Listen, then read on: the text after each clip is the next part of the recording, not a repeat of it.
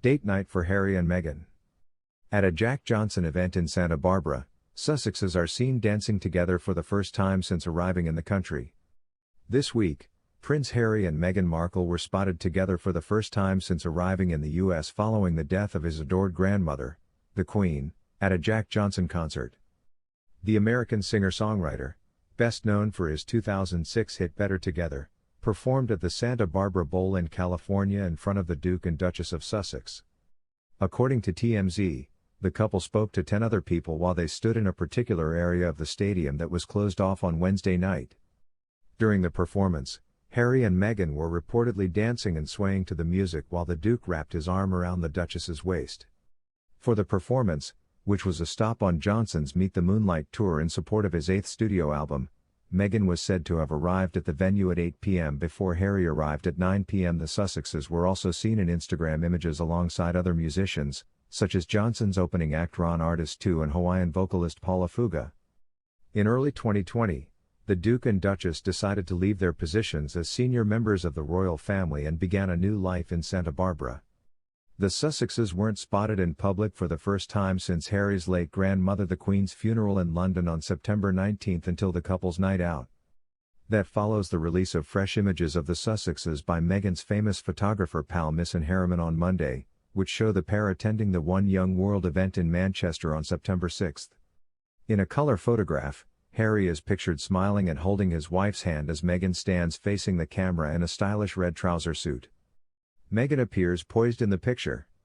The second photograph, which is in black and white and was taken just before they entered the stage, shows the couple facing one another and holding hands while they stand side by side and appear calm. Just 2 days earlier, Buckingham Palace had published a family portrait of Harry's father King Charles, brother Prince William, Kate, and Queen Consort Camilla.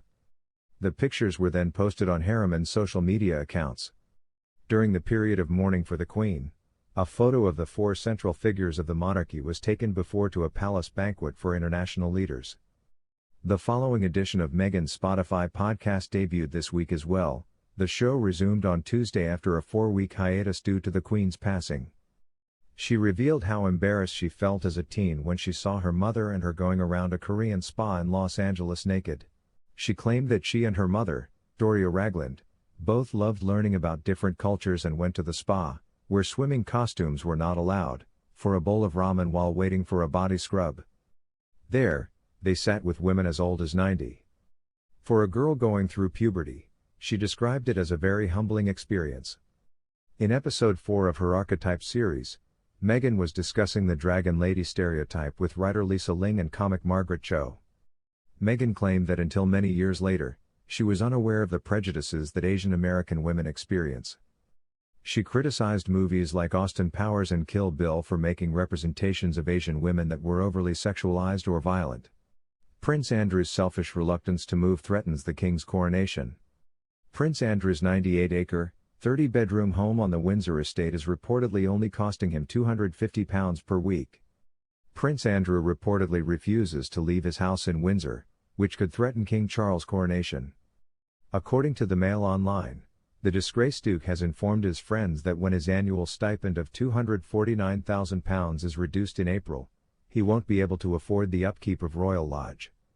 According to reports, Andrew and his ex-wife Sarah Ferguson pay under £250 a week for the 30-room property they share.